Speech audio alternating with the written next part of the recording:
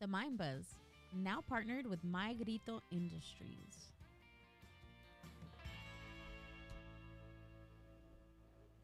This podcast episode of The Mind Buzz is brought to you by House of Chingazos. House of Chingazos is a Latino-owned online store that speaks to Latino culture and Latino experience. I love House of Chingazos because I like t-shirts that fit great and are comfortable to wear. I wear them on the podcast and to the carne asadas. Click the affiliate link in the show description and use promo code TheMindBuzz. That's TheMindBuzz to receive 10% off your entire purchase. The cash saved will go directly to the Mind Buzz podcast to help us do what we do best, and that's bringing you more Mind Buzz content. Click the link in the show description for more. The Mind Buzz is powered by Mind Buzz Media. Mind Buzz Media is an on-site video and audio podcast production company. Have you ever thought about starting your own video and audio podcast?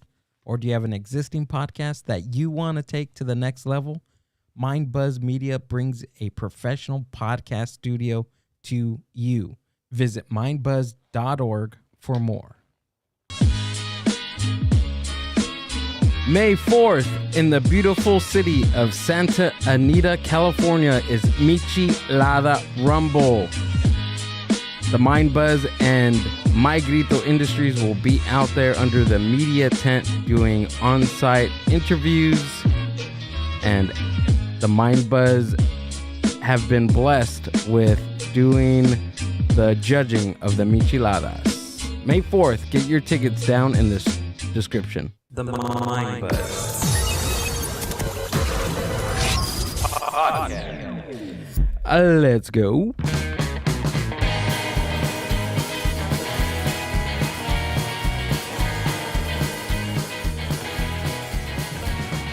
Boom.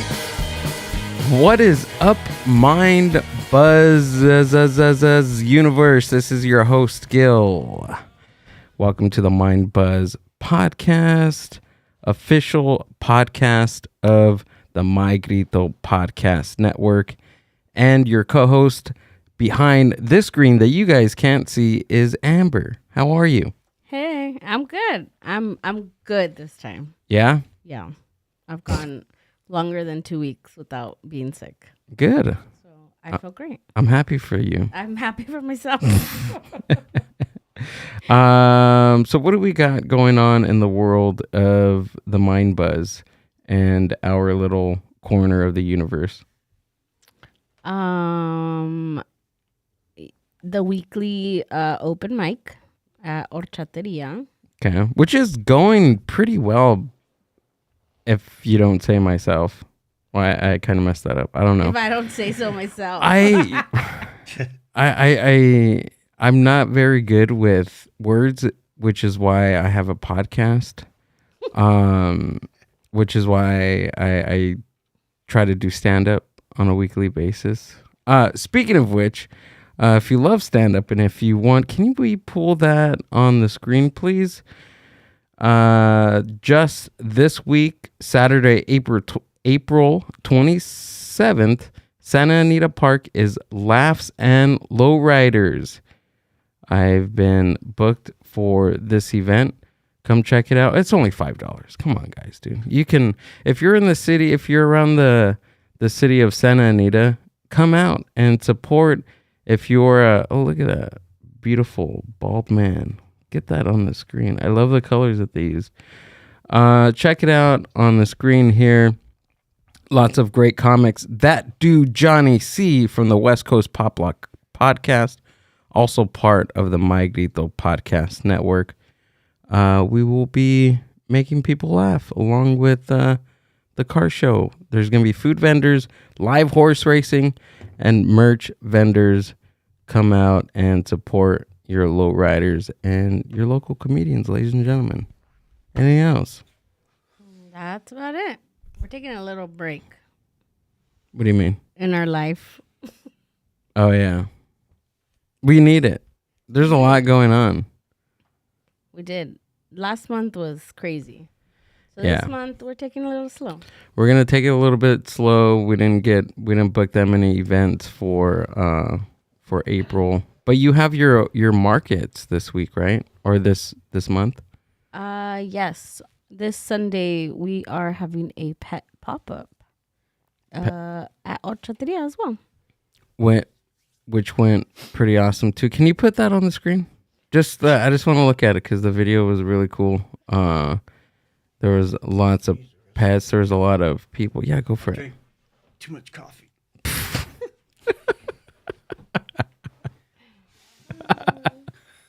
I love this podcast, dude. Pull it up. There we go. Pet pop up. Look at that. Oh yeah. There was a vendor doing photo shoots for your puppies and cats. It was a pet pop up, but we mostly seen dogs, right? Yeah, people were mostly taking. I seen one cat. Yeah, take you there, Efren. One little cat. There was a vendor doing tattoos on dogs. Yeah, there's a vendor giving out samples. Pretty cool. Yeah. Pretty cool event. So if you're around the city of Paramount, that will be going on at Horchateria this Sunday, right? This Sunday, 12 to 5. 12 to 5. Come say hi. Come hang out. Bring your dogs. Bring your cats. Bring your shade up. husbands. Just kidding. Take your borzois. Bring your wives. Bring your girlfriends. Bring both of them if you want to treat them. I know. Without further ado, let's get into today's guest of the evening. There's one missing. That's okay. He went to get coffee. That's fine. He's making his own coffee back there. Then Bring me a cup. They're gonna see our movie magic Oh, when he okay. Huh? moves back in. No, that's fine. All right. That's cool. Good. Uncensored and unfiltered. These guys are super amazing. We had them on the podcast before. Cipatli and Jesse Two Feathers. They brought a friend with them today that's also part of the band. Ladies and gentlemen, give it up for Quetzalcoatl Band. Yeah. What up, everybody? Yo, yo, yo. What's up, man? Thanks for being here. Appreciate it. Thanks for having us again. It's always a pleasure. Thanks, dude. The last time you guys were on the podcast, I had so much fucking fun, dude. It was fun, dude. Yeah. We had, we talked a little bit of It was like ish here and there. It was like 2 hours of just Mexican American culture, History. Yeah. Conspiracies, pyramids, UFOs, aliens. We didn't really talk about your band as much, but I liked it. Nah, we that's just our side gig. We just like to go talk about Mexican American and Chicano history. Yeah. Yeah. That's our forte. We just sing and play on the side. Give everybody a mind buzz. Yeah. Put the microphone out and tu boca.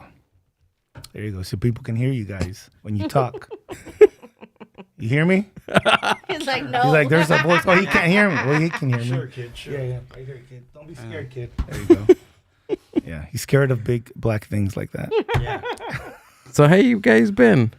We've been good, man. We've been working hard. We've been, organizing our plan of execution. We have a lot of things that have been happening. We've been writing a lot of music, recording. We haven't been playing live that much. The year's just started for us, and we really wanted to focus on getting the album done. We usually set ourselves, we set a time frame. So we wanted to make sure the album was going to be out by May. So it has, so we've released a couple of singles in the last couple of months. So, we're ready and excited to start gigging and, playing the music live. All your new stuff live? All the new stuff. Yeah. That's awesome, dude. Yeah, That's it rad. is. It's a little nerve-wracking. We played, was it last month, the coffee place? Yeah. At this coffee place in San Bernardino, the Birdcage, Birdcage Comics. That's right. Yeah, we did like a little acoustic thing, Oh, cool. so it was all right. It was a little nerve-wracking at first, but I mean, I was like, whatever, let's go do this. You know what I mean? You played along with Played with Eroes. Edois del and- Sol. Yeah, and Sal and Isela. Yeah, us three. And by the way, thanks for the connection Yeah. there with Carlos, because dude, Carlitos. yeah, man, he's been helping us out with our live comedy showcase, Yes. and dude, they're awesome. Yeah, I they're appreciate that, dude. Yeah, I've known them for a while. Carlitos is a good guy. Yeah, Very hands-on, very technical. I mean, he's a great sound guy, great musician. So he's a good guy, man. yeah, dude, awesome. Appreciate The other two guys, they're all right too. that. And Guillermo and Albert. You know, it's funny the way that the universe works, because when Carlos and Oh they were yeah, that's here, right. After when we got off recording, I mentioned that I was from Paramount, and Right. he's like, that's where we grew up, and I was like, what do you mean that's where you grew up? And he's like, yeah, we grew up in Paramount, and then we moved up to where they're at now. So then when we did the show with Gil, the live podcast one at the shop, they showed up, and then my family members always come out to support the shows and things like that. And he went up to the table where I was at with one of my aunts, and he's like, Graciela, and I'm like, what? How does he know my aunt? They ended up being cousins. Right. So He they're told like me first about cousins. that. Yeah. Oh, he told you? Yeah. Yeah, because we talked about we have our weekly talk where we Oh. talk and say how much we love each other and whisper sweet nothings into our ears. No, yeah, but he was like, dude, it's crazy. Like we're kind of related, and I was like, really? So yeah, he told me about that. But that's the way things work in this universe, And he was telling me it was a blast, and he loved because he loved doing that because of the area. That's where he grew up. Yeah. And he said he still has a lot of people that he knows over there. So, I mean, it's awesome. Yeah, that was so weird. After when Amber told me that, I think it was like after the show, I was freaking exhausted from setting up, breaking down, and then she told me that story, and I was like, "What the hell?" Like that's you can't get any perfect than that, dude. Yeah. You can't. That's crazy, man. Yeah, but that's how the world works, right? Yeah. Mysterious ways. We're all connected in some way. We're all connected, Yeah. bro. Yeah, we are, man. We are. I'm connected to these two fuckers. So Efren, is it? Yeah. Efren. get Okay, on the mic. Efren. Don't be scarred. There we go. You can Efren. move it towards you. can Yeah. move it towards you. So Jesse Two Feathers plays the drums. Jesse, you're on bass guitar. Efren. Efren. Yeah. Efren. What did I say? Jesse. Oh. They do look alike. They do look alike. It's his dad and his son. His dad and son. Jesse on drums. Efren on bass guitar. Gotcha. And then This pendejo on guitar. This guy right here, I've known him forever. I knew him when he was a little tyke. I remember a tyke. a little tyke. I used to give him little coins to la maquinita, órale, güey. What's a tyke? No, like a little tyke, little kid, Oh. a little wookie, a little morrito. Okay. No, but seriously, I've known him for a while. We were together in another band Oh, okay. in another lifetime, years ago when I had hair, and and the name of the band was The Burning Bed. Do you remember that? Yeah. Yeah, you were there, right? Yeah, Yeah. yeah, Kind of. yeah. It was more of an alternative rock band, kind of like a La Muse, U2, kind of. Oh, okay. Yeah, right. Yeah, that's what they would tell us, that we kind of sounded like Muse. Yeah, we were a 3-piece then. Mm. Yeah, and it was more like And he was in it too. Jesse yeah. was It in was it too. this was the band. Just Gotcha. 3 of us. Just 3 of us. So it was totally different than what you guys are playing now, right? Yeah, it was more work for me because I would play the guitar and the keyboards and then Sing. play and sing. He would do backups to the Backup, bass and the drums. But I've gotten a little much older and I'm just wary, man. I can't do too many things at once now. I can, but they don't pay. These guys don't pay me enough. You gotta up it, dude. Yeah. You gotta up it. You gotta Gotta go get out them on there, playing it. go hustle, go back to the streets, hustle. So how was the acoustic set compared? Because you guys use a lot of instruments in your guys' music. How did that work out and play out with acoustic? Well, I'm gonna be honest. I'm not a big fan of like playing acoustic in a band setting. Like I'm okay playing with my acoustic guitar in my house or Right. writing a song or even jamming in the studio with them with an acoustic guitar. But live, I don't know, man. I don't find myself. You know, I feel kind of weird. But it was different. We only had 4 of us, right? Because Tristan was there. Yeah. So it was the drums, congas, bass, and guitar. So I mean, I found it kind of silly, to be honest, because I even told the organizer, I'm like, bro, like, why are we gonna be playing acoustic? Like, really, the only person that's gonna play different will be me, because like the drums, this what we always play.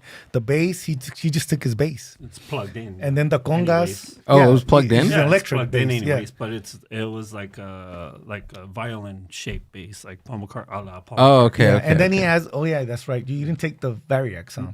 Because he has a Variax, a Line 6 Variax, where you can has settings where you can make it sound like a stand-up bass or an acoustic bass. Oh, that's cool. Yeah, but he didn't take it that day, and then I was like, dude, I'm gonna be the only one that's playing something different.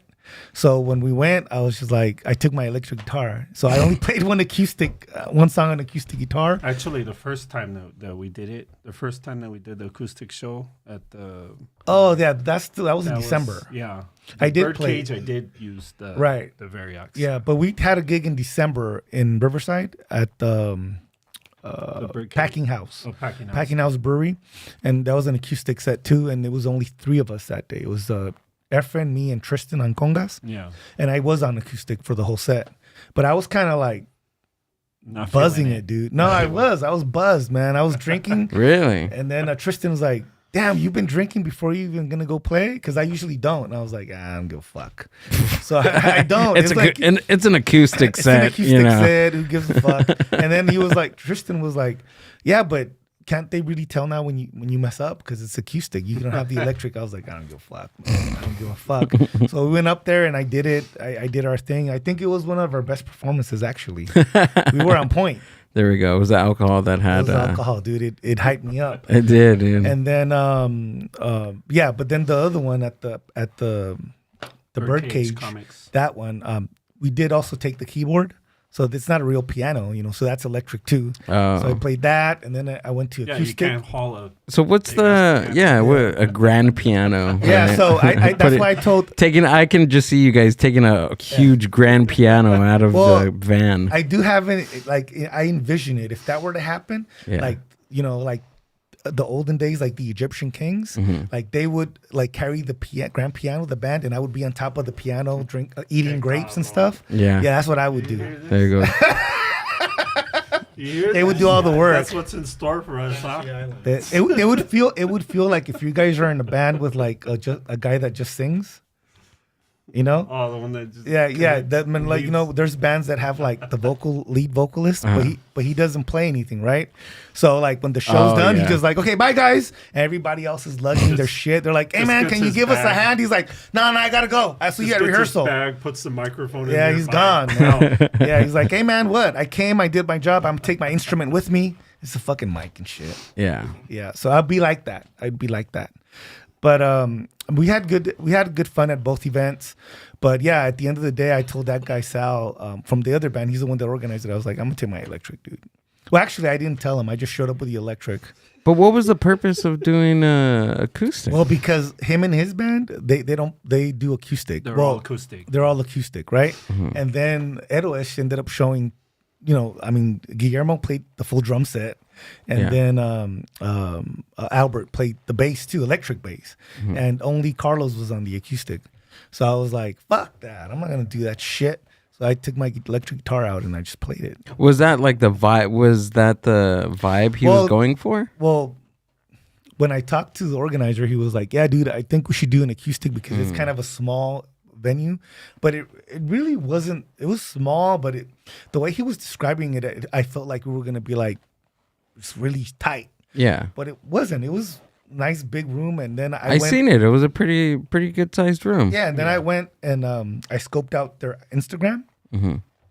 and they have like punk bands, and they're like full on bands, like Yeah. like shit like Distortion, that. the whole thing. Yeah, and I was like, what are you talking about, dude? So I just took the electric, and I was like, whatever. Yeah. And we weren't playing loud either. I turned my guitar to where the audience could hear the electric guitar, Right. but I really couldn't hear what I was playing. I was just going by memory. Kind of like what Kurt Cobain did on Unplugged. He said, "I'm not gonna be full unplugged." He put a pickup. Oh, yeah, and then he put the distortion on the acoustic guitar. yeah. Yeah, Did he really? For man who sold the world. yeah, he had a distortion pedal, so he just hit the distortion pedal on that. Mm. And then for "Come As You Are," he had the flanger, not the flanger, the chorus. Yeah.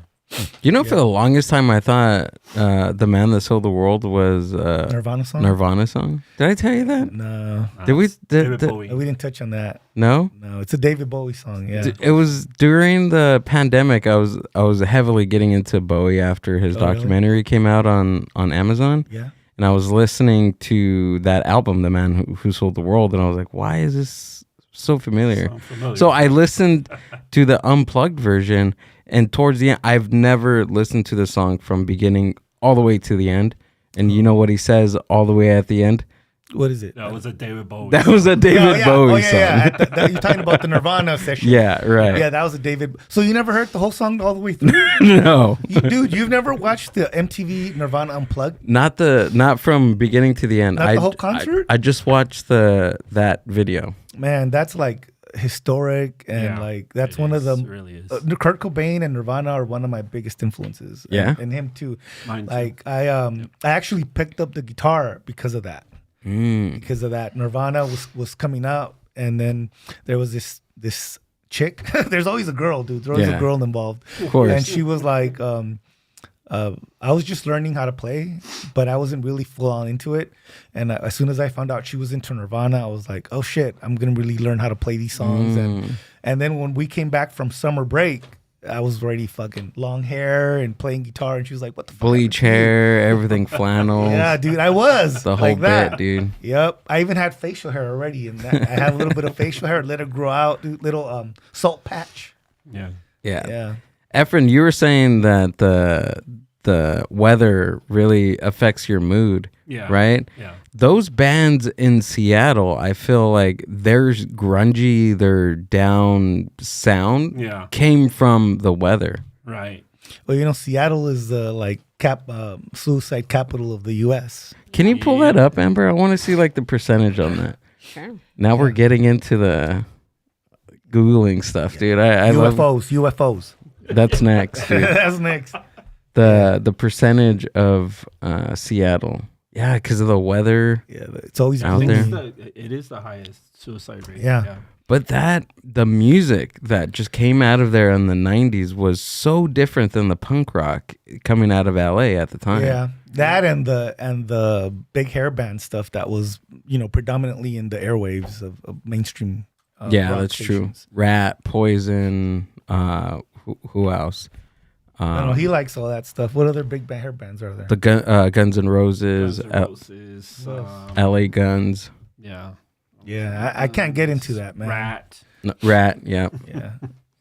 The Seattle area suicide rate is 13.7 deaths per 100,000 people, the lowest in the state. That state, in the state of Washington. Data show that the rural places have consistently higher rates of suicide than metropolitan areas.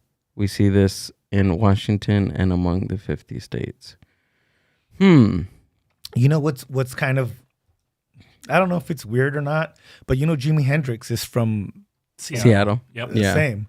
Yeah, but his music's not grungy, but he still has that heaviness. Yeah. He has that heavy sound that's not metal, but it's kind of like, you know what I mean? So I don't know if that's a coincidence or not. Is that Wyoming? Casper? Yeah. Oh, dang. Wyoming. Casper, Wyoming is the city with the highest suicide rate in the United States, according to financial website Wallet Hub. The data is part of the Wallet Hub's research and ranking the happiest cities in America. Then what is the happiest city? Casper, Wyoming? Jeez. I wonder what Why? That's 'Cause weird. It's in Wyoming. Yeah, right. What's in Yeah. Wyoming? Bunch of cow dung Cow dung and snow. and country music. I mean, have you heard country music? They're always whining about something. He's like, my girl left me. The happiest place in America besides Disneyland. Yeah. God. Yeah. Do you guys like Disneyland? No. Do you like I don't Efren? like it. We're gonna make a Yeah. new business called Tacos Mickey, and now that the Mickey Mouse is like you can use the 1930s Mickey Mouse because it's out of copyright now. So we're gonna use that, him eating a taco, and put Tacos Mickey. Has it been 200 years yet? It has. Yeah? It just expired like last month. That's crazy how a property like that can be Available. Yeah. Well, I mean, it should have been 200 available. Years? Yeah, it should have been. Oh no, I don't know. It If hasn't been 200. No. It's been No? 100. it's been 100. Nah, I don't think so. 200. Don't okay. listen to me. Can you look it up? Yeah. No, I know it's been 100. She knows. What are you a Disney Mickey? fan? What do you say? I don't need Google. My wife knows it all. Yeah. Go. That's Amber. Is Amber a Mickey Mouse fan? No. At least I don't know. Are you a closeted Mickey I fan? enjoy going, but I'm not like crazy. Yeah, My- you guys my- don't have monthly passes? No. No, not any, I used to, Oh no. but a long time ago. It I don't know. It's weird to me. I don't know. Like when I see 50-year-olds with Mickey ears, that's just I don't You don't know. like to dude. do I don't know. anything that brings people joy. I don't. Yeah, what's your That's sign? weird because I've been practicing stand up. What's your That's sign? kinda- No, what's your sign? He's a Virgo. I'm a Virgo. Oh, I'm a Libra because my wife says the same thing. She's like, you don't like anything fun. Like last night she was watching The Masked Singer. I'm like, I don't want to watch this shit. She's like, well, why not? I'm like, this is stupid. Uh-huh. I don't want. Don't tell me you watch like this yell at the TV. No, I or don't. I do don't. Commentary. I'm just quiet. No, I used to do commentary because my wife's a big fan of like The Voice and all that shit, and I'd be like, this person's singing flat, like they're not good, and she'd be like, why can't you just listen and enjoy? I am listening, Exactly. and it sucks. So and then from then on, I was like, I'll sit and watch it with you, but I'm not gonna give my opinion anymore. This is why I like to watch TV alone. Yeah. So you I leave her. We can't watch TV What's your together. sign, Amber? I'm a Scorpio. Oh, okay. And you guys are you guys are supposed to mesh according to the. I don't know. Are we? Some do. Some say yes, some say no. But my mom's a Virgo, and then he's a Virgo, and then I have like 5 Virgos Your dad, that are like too? no, my dad's not a Virgo. My dad's a Cancer. Okay. My mom's a Cancer. Can I get you? Where are my manners? Can I get you something to drink? Do you need a water or something? Tienen cara de hambre. You good? Tienen cara de hambre. Water? We have Jesse? dinner too. You take water? All right. Tienen cara de sed. They've been walking the yeah. Do you have hot water? We don't. Oh, okay. Then I'll be all Sorry. right. Yeah. I'll be all right. Yeah. I know a lot of people say like the signs, right? Like, oh, what's your sign? And then people are like, oh, that's so dumb. Yeah. But I really do think that we're ruled. I mean, I guess it has to depend on what you believe, but I feel like we're ruled by Earth. Like, why wouldn't we? Like, when there's a full moon, when things happen, like you were saying with the weather, like it changes your mood, your attitude, your everything. Like, why wouldn't we have something to be aligned with stars and like The other cosmos. stuff? Yeah, Yeah, I'm with I you. believe it. I'm 100% with you. I mean, they usually say like the emergency rooms that they find the busiest nights are like on nights that are full moon Mm-hmm. because people are just going crazy out there. Yeah, I agree. Yeah. And like the moon affects the waves in the ocean and stuff. Yes. So why wouldn't they affect us? affect us? Exactly. And we're what, like 90% made out of water, That's correct. right? So how would it not affect us? Yeah, I believe it, man. I do. I Too. believe it. I think like me, like my sign, I get a really bad rap because I'm a Scorpio. You do. I do. But I also think that there are a lot of things that are true, right? But there's a lot of things that my either upbringing or environment have changed or channeled a different sense of what my sign is. And I think that happens to a lot of people as well. It's not 100% to the T.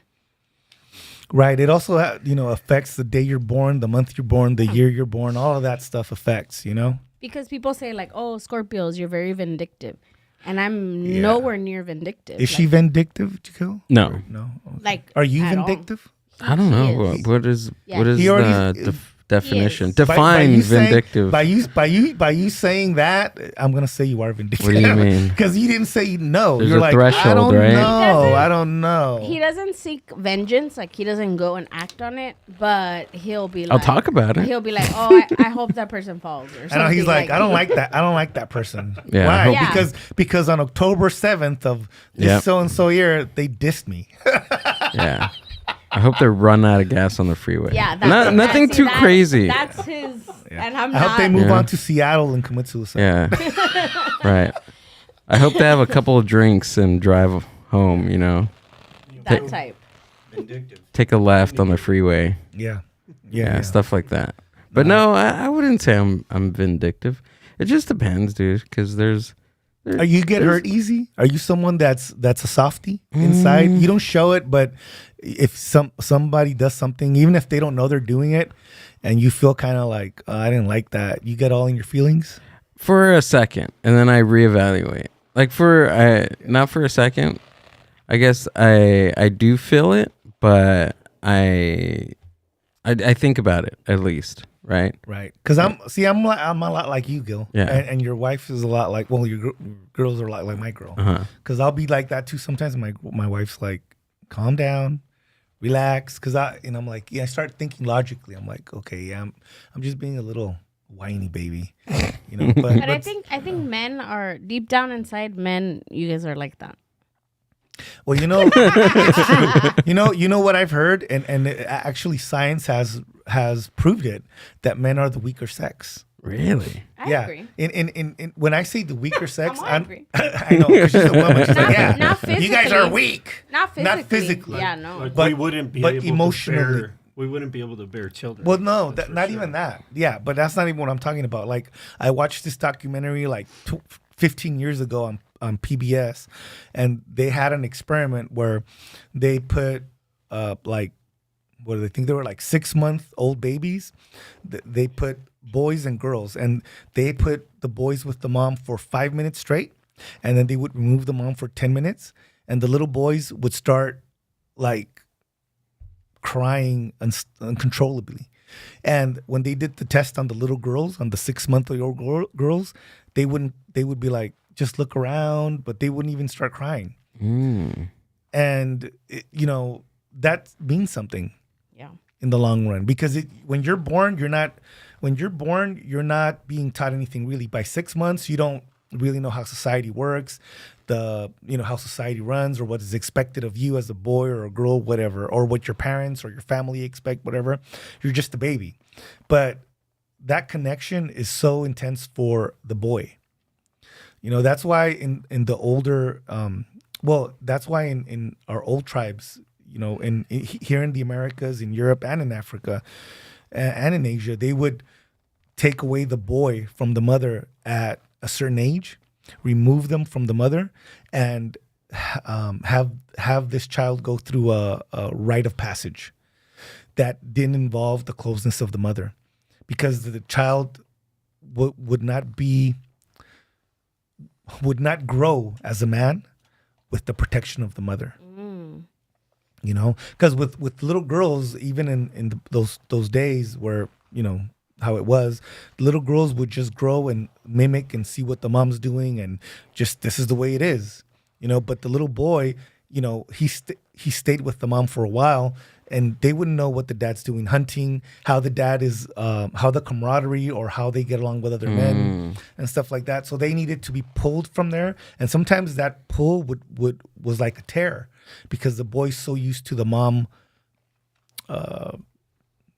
cherishing him and being there at his every whim. But now you're out there and the dad's like, fucking do this now. Yeah. But it would be just a rite of passage that is now you're going from child to man.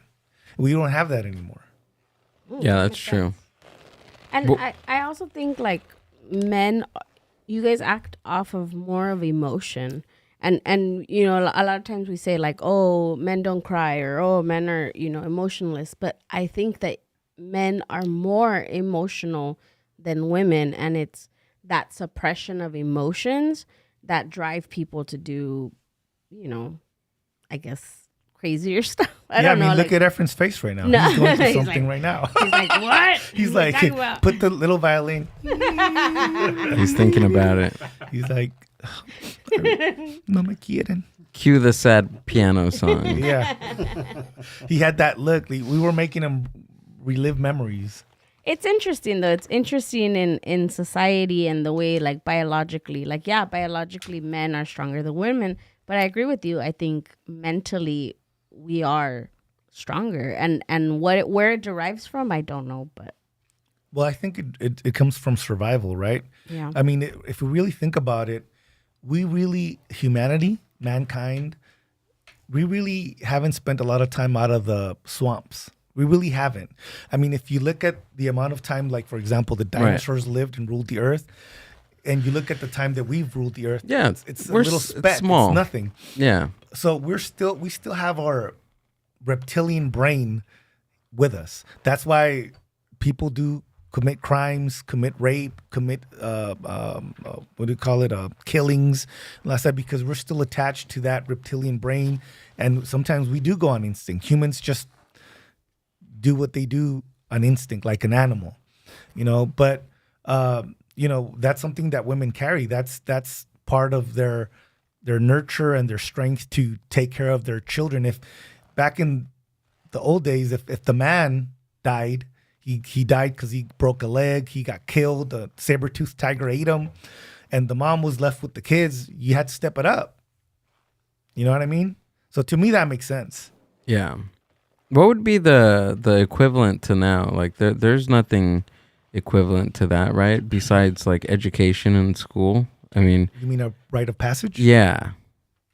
College is a rite of passage, I people don't think. so. Education, no? I don't think so. There's a lot of people that are highly educated and they're have no common sense. Well, I think it's like a societal rite of passage that this new society is saying, hey, they're going through X, Y, and Z, high school or middle school, high school, and then moving on to a certain education to program your mind for society, right? Like they're creating that type of Yeah, but rite they're- of passage. They're programming you, but it's really not a rite of passage because you're not. I mean, I guess you could say getting bullied and having problems at school or whatever, Yeah. but those are minimalistic problems. I mean, nowadays you have a lot of schools that have these things where you can't bully and they have zero tolerance. I mean, I don't really, my youngest is in high school, but he doesn't have any problems like that. I mean, he doesn't tell me, at least he doesn't tell me, but he tells me when he sees kids fight in the campus and stuff like that. But I mean, nowadays, I don't think we really have that rite of passage. I think we become a society where we're actually producing weak men, in my opinion. Mm-hmm. Because of education, or what do you? I just don't think there is anything that is pushing us to be hard individuals. Gotcha. We're in a society where, I mean, I don't kill an animal to eat. Mhm. We're not in a time of war where we're like World War II or World War I. I don't see famine. I mean, here in this country and in most of the first world countries, we're not really going through hard times. I mean, the economy is not doing well. Inflation's out of control. But, I mean, we're not to that point yet. Gotcha. I don't think we're to that point where somebody can really say, my 6-year-old has to go to work.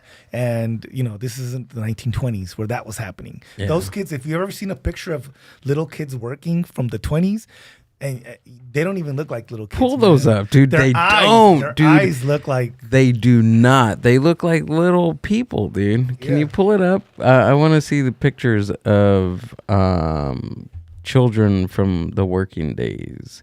They would work like 14-hour days. Yeah, or they something work like more that. than this fool right 7 here. days a week. This fool don't even work. More than Efren. He dude. works 4 hours a day. He's like, I mean, my back. My back hurts. My back. I can't pick up my bass to rehearse. The Industrial Revolution. Man. Yeah, there's something in that. Oh, look at that one. That one's like the most famous one too. Yeah, look at their faces, man. Can you zoom? Do you know how to zoom in on those? Amber? Look at that. They're working harder than you, Efren. Look at that, dude. Look at them. Yeah. Whoa. They're all Europeans. You know, dude, I've been saying that like nonstop. Dude, have you? Yeah, Have you? Kinda. Kind of. When I remember. 25% of the time. 26% of the time before I refrain myself from saying white people, I say European. When I want to be funny, I say European. Hey, what Have do you you used think- that in your stand-up? You should Not use that in yet. your I stand-up. should, huh? I should. Heck yeah. What are you talking about, Europeans? I want white people. I'm just saying. They're a bunch of Caspers, she said. What do you think about all the like gentrification that's happening right now, like in Mexico or even that is right. What's Yeah, that's happening like in not cool, Sinaloa? man. Like my family is from Sinaloa, or my dad's from Sinaloa, and we're known for banda, right? Have you guys heard of that? What's happening right now in Mazatlan? Well, there's a couple of gentrification things. I haven't heard exactly what's happening there, Yes. but are you talking about like there's two? Well, go ahead. So the one happening right now in Mazatlan, because there's one in Mexico City, right, where Yes. they're having the biggest problem. But then recently in Mazatlan, what happened is that so there was an incident where one of the resorts that caters mostly to white people, Americans mostly, they were having this like, I don't know why they thought it was a good idea, but they were having this like classical music, uncut acoustic, like little, like a string quartet. no, it was just one man with like one instrument, but they were outside. So they were in the patio of the resort. And right over the resort, so the resort sits on the beach. So the beaches of Mazatlan are known for tourists coming. And obviously the beaches are a public place. And there's bandas. So that's where you go and you drink and you get in the water. And the bandas are going all night, from morning to night. So as this concert was happening, a banda started playing out in the beach. So of course the banda overshadowed the mini concert that was happening. So a lot of the people that were there started complaining. They complained to And these the were resort. tourists. They were all tourists. Yeah. So they started complaining to resorts. They started complaining to the government. They started rallying more people from other resorts. And it just created a trickle effect, right? And again, it was all curated by Americans. And they were saying that, they come to the resorts to relax and not to be bombarded with loud music and pretty much, saying that they didn't like the bandas playing. Yeah. So these resorts, of course, saying that, the Americans are the ones keeping their resorts open, said, okay, well, we need to listen to our guests. And they started putting bands, like bands. Like on- us? No, Like no, us? not bands, but bands on the bandas. So they were saying, they were banning them. They were trying to ban them from playing. So they were putting like a time frame that was like 4 to 5 hours of just playing music, and then the rest was, and people were saying like, this is our culture, this is who we are, this is who we are as a state, this is what we're known for, this is what tourists come for, and you're gonna listen to a couple of Americans that are coming that don't know the culture and no saben disfrutar from the music, and people went like ballistic. The bandas went on strike, and they were going up and down the streets and trying to protest on not getting banned, pretty much. So it's their livelihood. So I'm gonna drop the bomb on you. Okay. First off, I'm not a big fan of banda music. Never been. Híjole. Do I like some banda songs? Of course. I grew up with Antonio Aguilar and all that stuff. So I do like some songs, but I'm not the biggest fan of that genre. Number two, I mean, it is what it is, man. They shouldn't be complaining. They want the money, so cater to the tourists. I mean, let me give you this example. A long time ago, I had this friend, this European woman friend, and we were talking. This is how long ago it was. It was on Facebook. she said something. She sent me a message because I was putting some stuff. I was getting political, and she's like, "Man, what's up with you? Like, I try to like your stuff." And she was a fan of our other band, The Burning Bed, and I like your music, and I've been to your shows, but the stuff you're putting up sounds like it's kind of racist. And I was like, "Well, it's not racist. It's just the truth." I was just putting some historical facts. But then she said, "I went to Kmart." And I was really upset because they had announcements and it was like in Spanish. Like, don't they know this is the U.S.? This is the U.S. Why are they putting it in Spanish? And I was like, well, first off, the area where you live, the demographics have changed. Mm-hmm. It's not, the majority aren't Europeans and the majority aren't Africans. They're raza. They're people from Mexico and Latin American countries. So the store is going to cater to the demographic of that area. Yeah. They're not racist. They're going to use Spanish announcements over their PA because the majority of the people are Spanish speaking. If you don't like it, then move to an area where demographically is more people that look like you. Mm-hmm. It's just that's simple. The same thing in Mexico. Like in that situation you're telling me. It's a tourist place. It doesn't matter that their culture is banda and that they're the one. If the people that are supporting that resort, the majority of people are foreigners that don't want to hear banda, then they're going to cater to them. If the banda people don't like it, then the banda people then should support those resorts, and the Mexican people should go to those resorts and spend their money then. Y asunto arreglado. That's the only way to fix it. I don't know. You know, I don't think so. Well, you know, that's the logical way. I'm Mexican, but I gotta go with logic. But that's like, the logic. That's like me going to another country and saying, "Hey, I don't like the smell of your food, so you need to change it." Like it's ridiculous. No, because I think it's egotistical of us. I think it's egotistical of us going into another country that is not our country and ask them to change things. Right. The beach is public.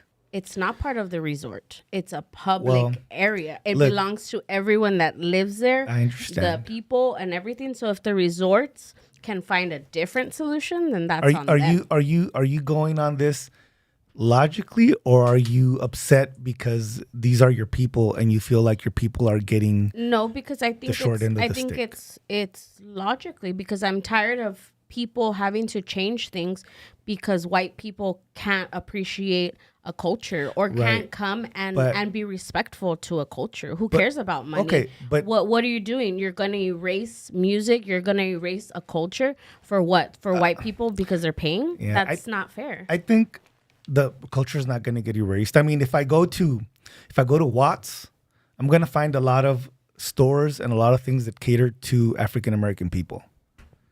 I grew up in South Central, and in elementary school, we did a whole thing on Africa and African countries and the cultures of Africa. And I'm not African American, but you know, the predominant people at that time there were African Americans. So the school catered to them. We didn't study the Aztecs or the Mayas or the Incas or none of that.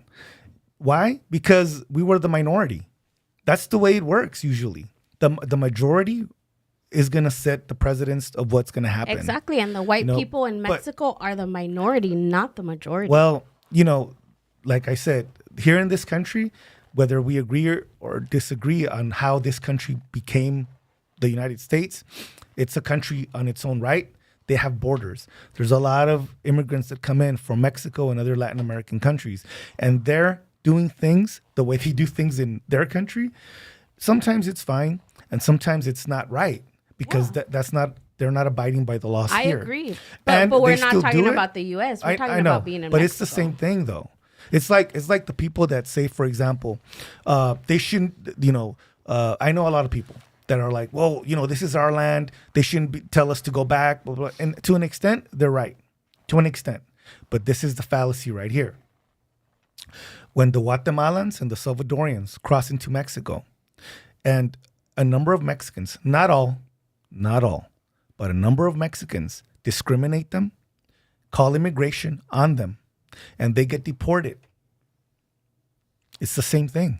Where is this at? In Mexico, right? When the Guatemaltecos, when the Belizeans, when the Salvadoreños cross in. As a matter of fact, in Tijuana, They're protesting that they don't want any Central Americans or Haitians or Caribbean people in there. They want them out of Mexico. As a matter of fact, I have an aunt that lives in León, Guanajuato. She's saying that they don't like the immigrants that are there. They don't like them. A lot of Mexicans are against them. They don't want them there. It's the same problem here. It's the same problem in England. It's the same problem in Spain. Why? Because unfortunately, we have borders.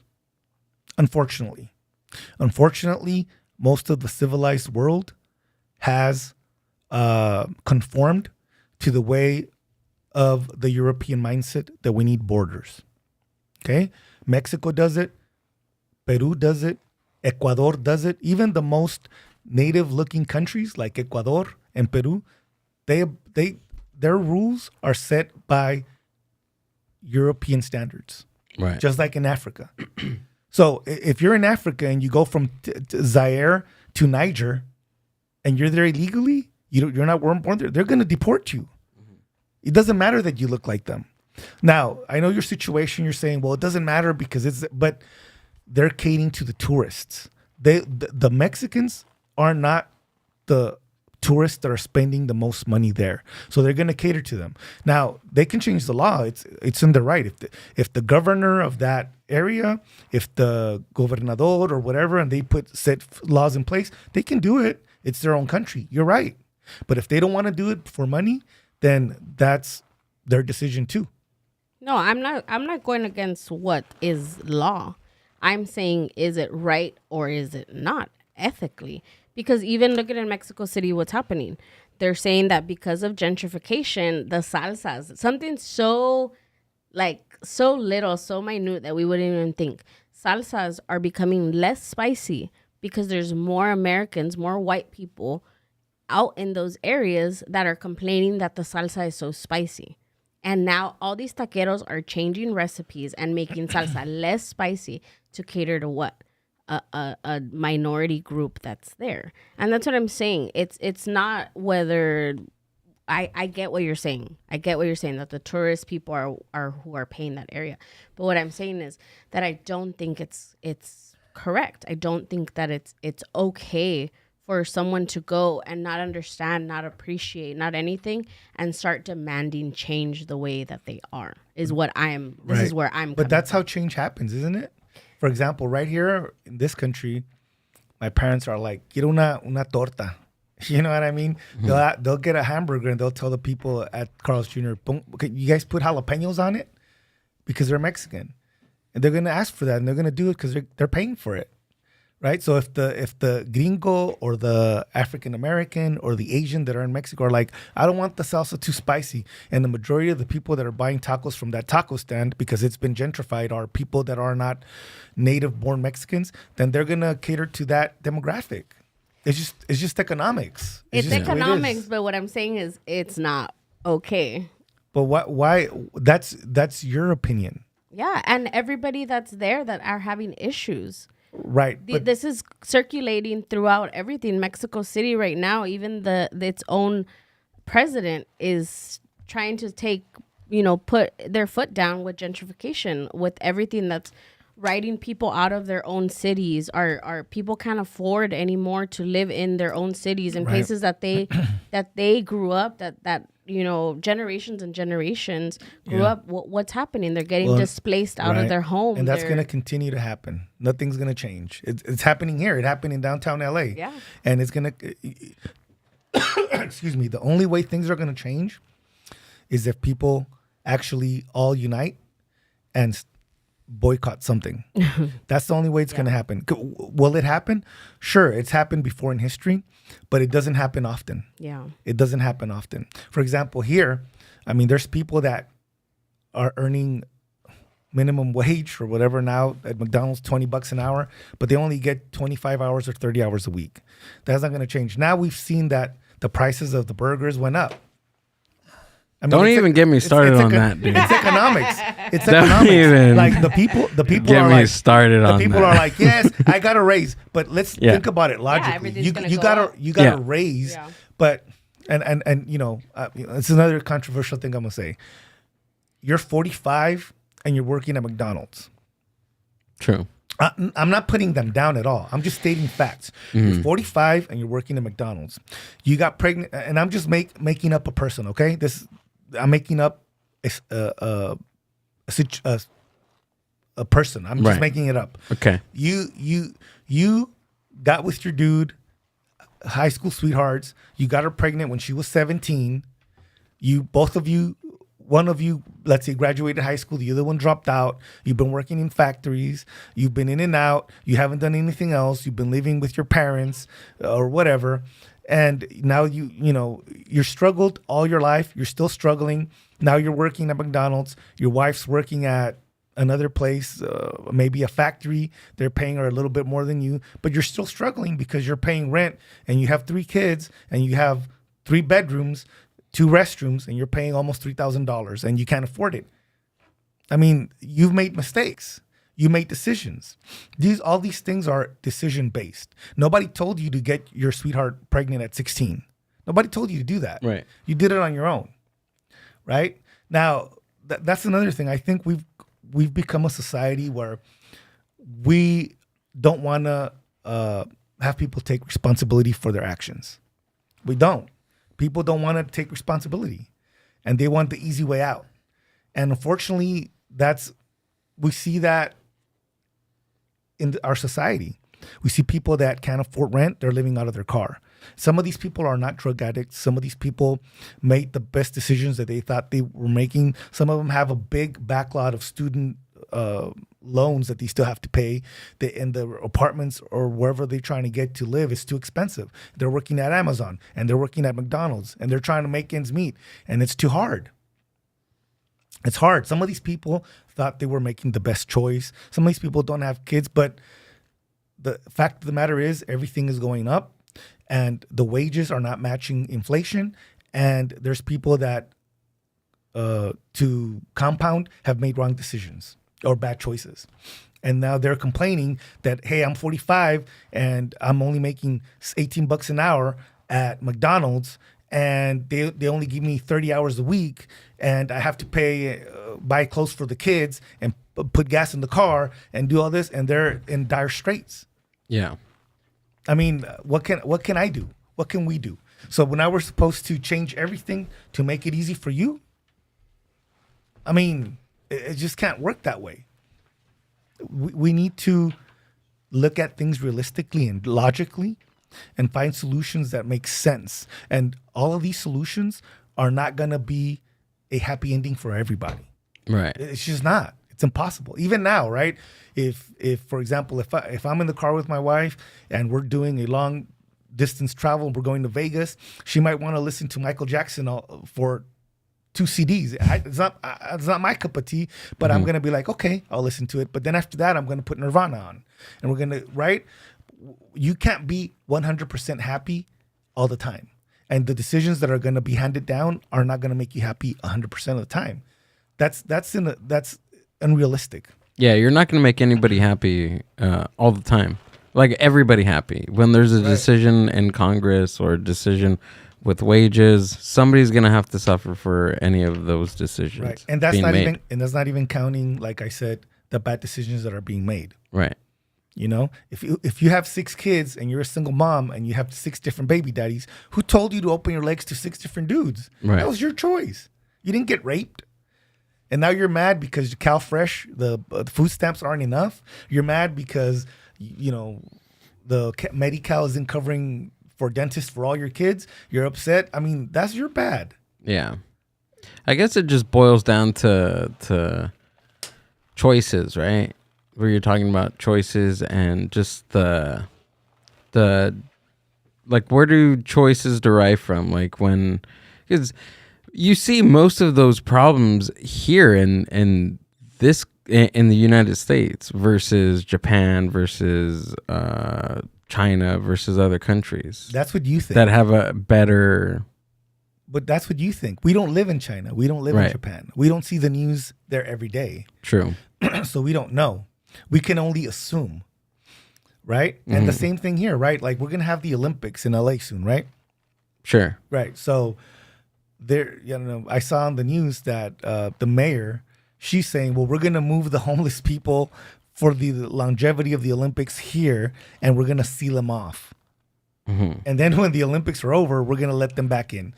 I mean, what kind of solution is that? Right. That's a temporary solution. But the Angelinos are still going to be pissed that there's tent homes everywhere. It's a big problem. It has to do with education. It has to do with decision making, and it has to do with common sense. Yeah, but what I'm saying is that, like, what's the difference between the United States, right, versus Japan that has a lower homelessness here, higher wages or whatever. Let's just focus on one thing: homelessness. Okay. Right. When I was in Japan, there was no homeless people. Like, what's the difference? What city? Number one, what city did you go Tokyo. to? I was in Tokyo. Did you go? Every city has ghettos in the world. Right. I'm pretty sure. Okay. Did you go to the ghetto in Japan? I don't know. Did we, Amber?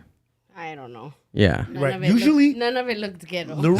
Usually, tourists are not going to go to the bad areas of the city. I mean, I took my wife to Mexico City, and we were in the nice areas. Well, we went to the Tenderloin in San Francisco, and we were vacationing. But Japan, Right.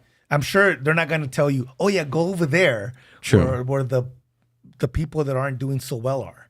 You know, I mean, in a society, you have the people that are well off and the people that are not. Mm-hmm. That's every society. You didn't go there. Right. You probably don't even know where it's at because you're not interested to go there. You're interested in going to the Godzilla Museum. Korea, South Korea, and Japan, a lot less homeless. Well, maybe so, but I don't have the numbers. We would have to look up the numbers to see where the disparities are, right? But I'm sure they have their own problems, their own issues. Right? Yeah. That might be a little bit different than ours, but they still have their own issues. I mean, for example, in Japan, they're saying that they're going to extinct. The Japanese are going to go extinct in about 80 to 100 years because they're not reproducing. Right. There's more old people, senior citizens, than there are children being born. As a matter of fact, they're closing down in a lot of hospitals the nurseries. Because women aren't getting pregnant.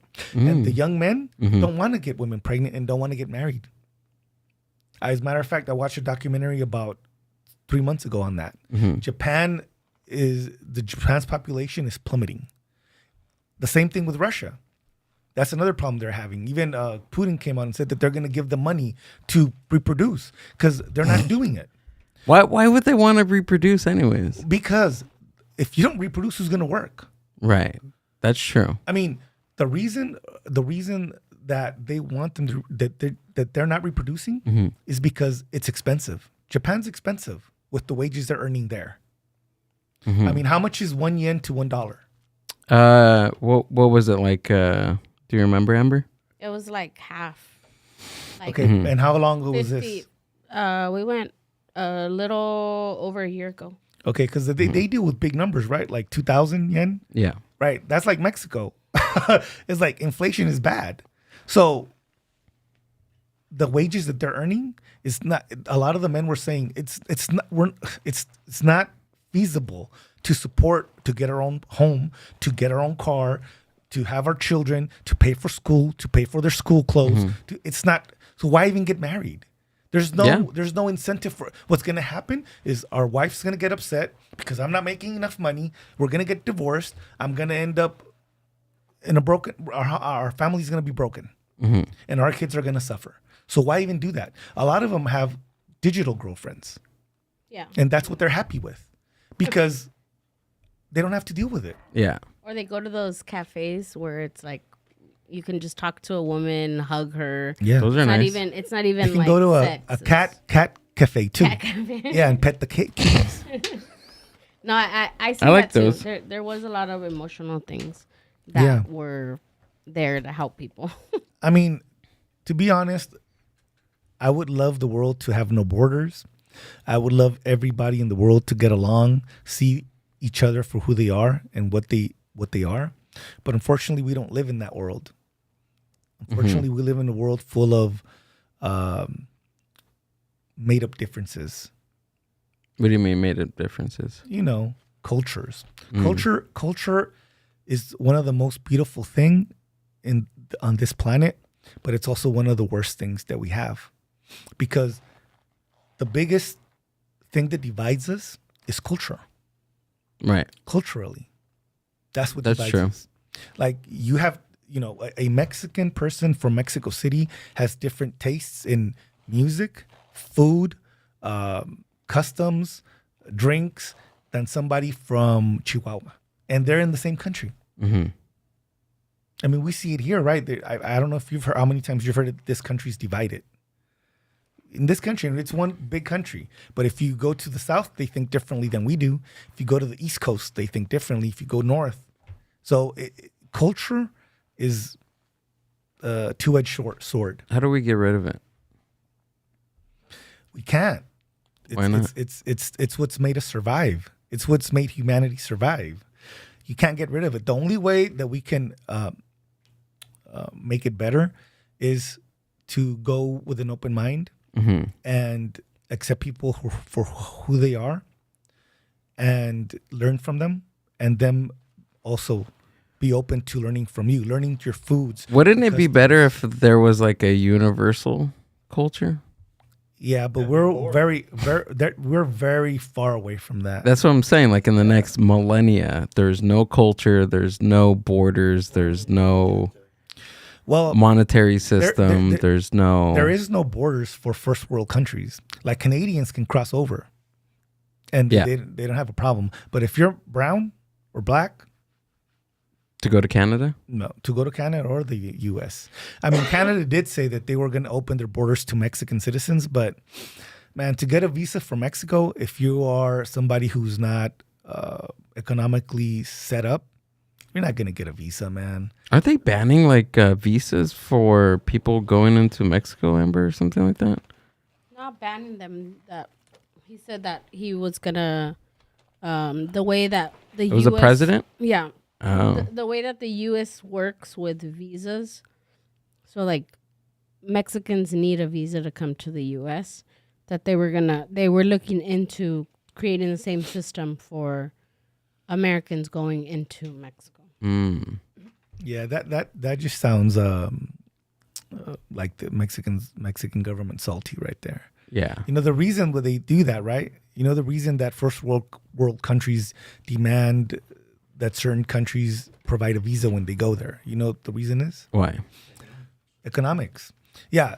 If you can prove that you make a good living in Mexico, El Salvador, Nicaragua, Nigeria, whatever, and that you have a car and that you have a good job and that you have good finances, you show your bank account, your savings, and your checking, they'll let you in. Why? Because England, the United States, Germany, they know you're not going to stay illegally in the country. You're going to go back to your country. Yeah. Because you're just here visiting.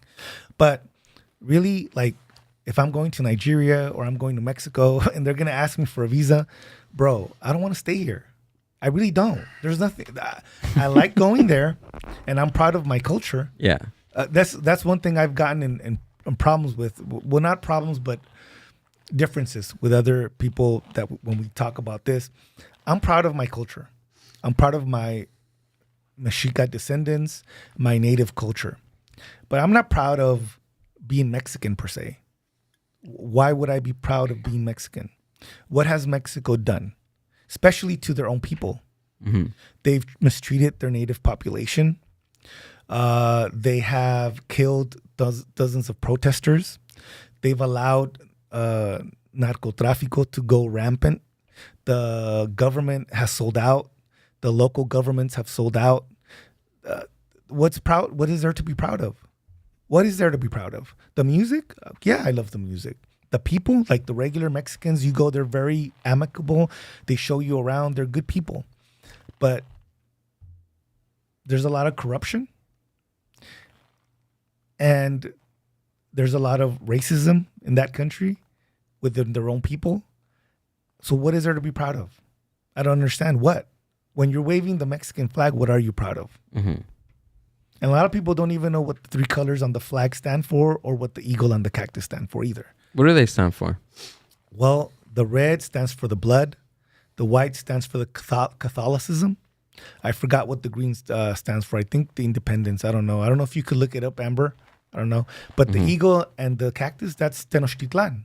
That's the eagle that the Aztecs in their mythology knew was going to land on the cactus, and wherever they saw that image, they were going to build their empire, which ended up to being on Lago Texcoco in El Valle de Mexico, the Valley of Mexico, which was Tenochtitlan.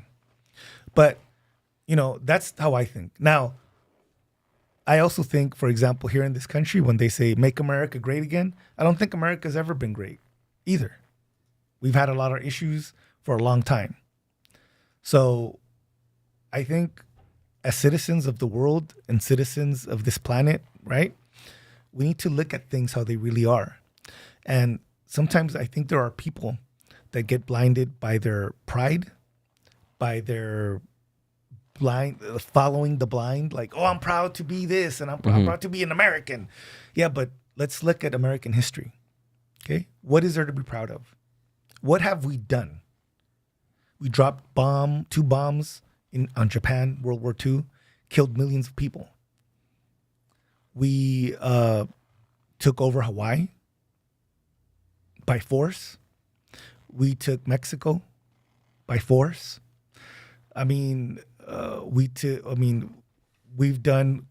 set up banana republics in Central America. I mean, what is there to be proud of? What good have we done? We haven't. So for anyways, I'm saying this because I know there's people like, well, he's Mexican and he's not proud of being. No. I'm proud of my culture, but let's be reasonable. Let's point out the facts about this country and that country. Oh, look at in the modern age, the green represents hope and victory. The white represents unity, and the red they changed that from the. You said white was what? Catholicism. Their belief in Catholicism. The red pays tribute to the national heroes who fought for Mexico over the years. There you go. When I was a kid, white represented the common people. See, I don't know exactly, but I mean, I think it's our duty to really think about a lot of white. I'm sorry. It's our duty to really think about what we stand for and keep it real. Even though a lot of people don't like when people keep it real. They say keep it real, but when you keep it real, keep it 100. They get upset. You know, back in the day, they wore the the simple white cotton. Yeah. Oh yeah. Yeah, that's I think where that came from. I can't. Just like that word gringo, right? Where the word gringo comes from. When they were saying that when the Americans invaded Mexico, the Mexicans would tell them, because they were wearing a green uniform, gringo. Have you ever heard of that? No. Have you ever heard of that, Amber? No, I hadn't. Yeah, that's where the word gringo comes from, supposedly. Like go away. Yeah, like go away. Like their uniform was green. Green? So gringo. So who was wearing the green uniform? The U.S. Yeah. Oh, because of their army colors. Right. And they're saying gringo. Like, get away. the way Gil laughed. I'm going to use that in my stand-up. I don't know if that's a good true or one, not, too. but I've heard that. That's a good one. I like that. I like that version of history a lot better than what the original is from that. But I get it. I don't know, dude. Yeah. It's just so weird. Google's not always truth. Yeah. What would you say? Google's not always true. Yeah, that's true. That's true too. Yeah. But I believe Google more than I believe you. Hey, in your stand-up, you can ask if anybody's from Ratmouth, Florida. There's a Ratmouth, Florida. Yeah. Boca Raton, right? Boca Raton. That's right. There you go. It just sounds worse. Yeah. No. Ratmouth, Florida. So you guys have a new CD, right, or album out? Yes, we do. The name of the album is Tlazocamati. Can we all say it together? Look, Gil's eyes are turned to fearful right now. First skill. Tlazocamati. That's good enough, man. Yeah. That sucked. Say it. What was it? Tla Tlazocamati. Classoclamati. Tlazoclamato. Classoclamato. No, Tlazocamati. Classoclamati. Tlazocamati. Clamati. There you go. Classoclamati. Classocamati. Oh, there's no L right there. So classocamati. Show Classo- it, Gil. Show the. L Classoclamati. silent. This way. Nice. Nope. CD out. Yeah, yes. Tlazocamati means thank you in Nahuatl. Oh, okay. Oh, thank you. So yeah, it's pretty much this album. Really thankful for all the fans, the people who have been following us on Spotify and on our website, and we're glad that we've lasted this long. You know, we don't have we're not anticipating stopping anytime soon. You know, they say the average length of a band is about 3 to 5 years. So we started in 2016. So pretty soon here, it'll be our 10-year anniversary. So yes, we have had different incarnations of the band with different members, but the band, the core of the band has always remained the same. We're moving forward, and we're just thankful, man. We want to thank us, fans, the music gods, the Aztec gods, the kids, everybody, all the podcasts we've been on, all the friends, all the family members, all the people who came out of nowhere and just showed love for the music, who became fans because they love the music, and we appreciate that. You know, we know that having a band and maintaining a band is not easy. You know, so we're just thankful. Yeah, 10 years is a long time to do anything, dude. Yeah. That's awesome, bro. Yeah, man. Oh yeah, dude. I mean, I just celebrated 7 years of marriage and 10 years of being with my wife. So that's been a long time. Nice. Congratulations. Yeah, Congrats, thank dude. 7 Yeah, years? man. Yeah, I was telling her I'm getting itchy. 7-year itch is coming up, man. The what? 7-year itch. You never heard of that? No. And what You know what that What is are that? What are you itching for? I know. Changing her out or what? You guys have never heard of the 7-year No. itch? The They say movie? that they say that if 7-year you're married itch. for 7 years, you get the 7-year itch. That's when like one of the people cheats Oh, because Oh. they're tired. It's been Whoa. you heard her here first.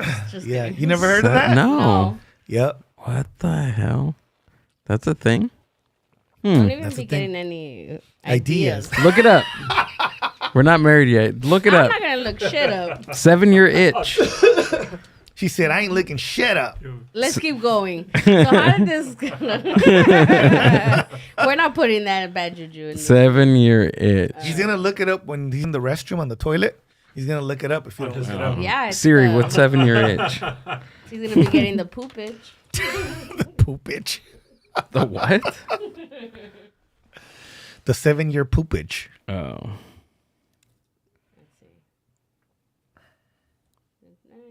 Happiness in marriage or long-term romantic relationship.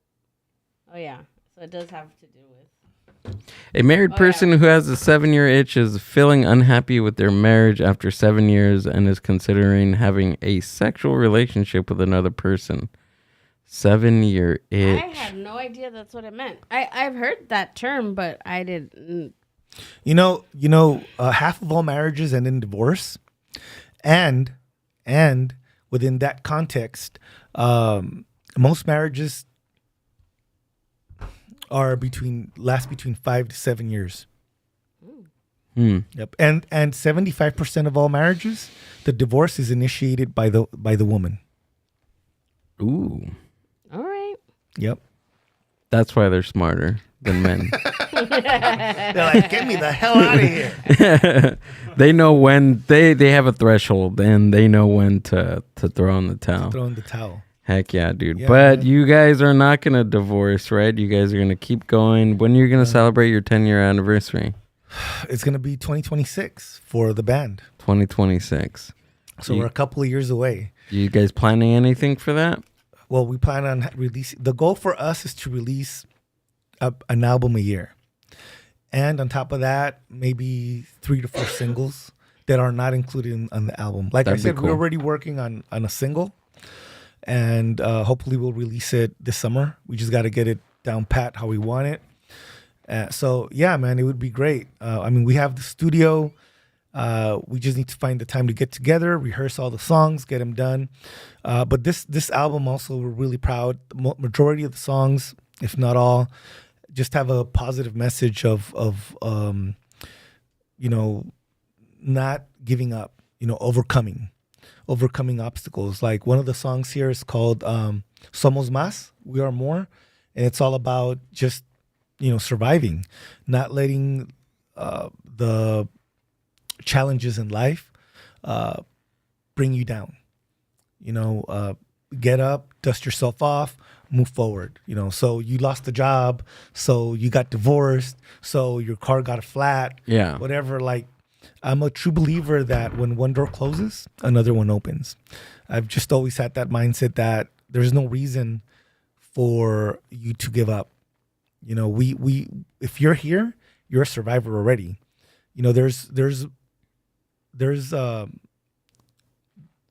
more people that will never be born than the people that are going to be born till the end of humanity. If you really think about it. So just being here is a gift. Don't let this gift pass you by. Do what you want to do. Don't say but. Don't be one of those 75-year-olds being like, coulda, shoulda, woulda. Do it. You might not always succeed. You might not always achieve what you set out to achieve. But if you did it, then you can be happy with yourself. And when it's time to move on to the next plane of this trip, you will die happy because you did what you wanted. That you lived fearlessly. Hell yeah, dude. Sabali, thanks for coming out and doing the podcast. Thank you, brother. Appreciate it. Efren, it was nice meeting you. Thank you. Jesse. Thank you. Go ahead and tell us where we can find you and what you got coming up. All right. www.quetzalcoatlbandmusic.com is our website. You can find all our social media links from our website. Also, we have a gig April 19th in Maywood at the Bricks Bar. And we also have our album release party on May 4th at the Garcia Center in San Bernardino. Hell yeah. That's April 19th, you said? That's right. That's going to be a Friday night. That's that that's that one we posted, right? Yeah, we're going to be playing with Gabriela Penca, The Munchies, Negra Nice. Azul. So a bunch of ska and cumbia and punk. Ooh, So it's okay. going to be dope. Awesome. Yep. And that's at the Bricks Bar in Maywood, April 19th. Yes, sir. Hell yeah, dude. You got anything else? That's it, man. Just I want to make sure everybody has a blessed rest of the day and rest of your life. Heck yeah. Thank Amber, do we got anything? No, I think what we said earlier. No, just April 27th at Santa Anita. Come check it out. Laughs and Lowriders. It's kind of funny because we were talking about Lowrider and the Lowrider culture the last time. April 27th, only $5. Come out. Yeah. Let's get drunk in the parking lot and come in and check it out in inside. Let's see what else. May 4th, Santa Anita, Michelada Rumble. Miche. Michelada. Michelada. There you go. Michelada Rumble. Come out and support. It's like, did I say it right? Say Tlazocamati 5 times fast. Tlazocamati. El Cucuy. Heck yeah. He's gonna Come grab me out. by the patas. Santa Anita. Come out. It's going to be fun. Yeah. May 4th. The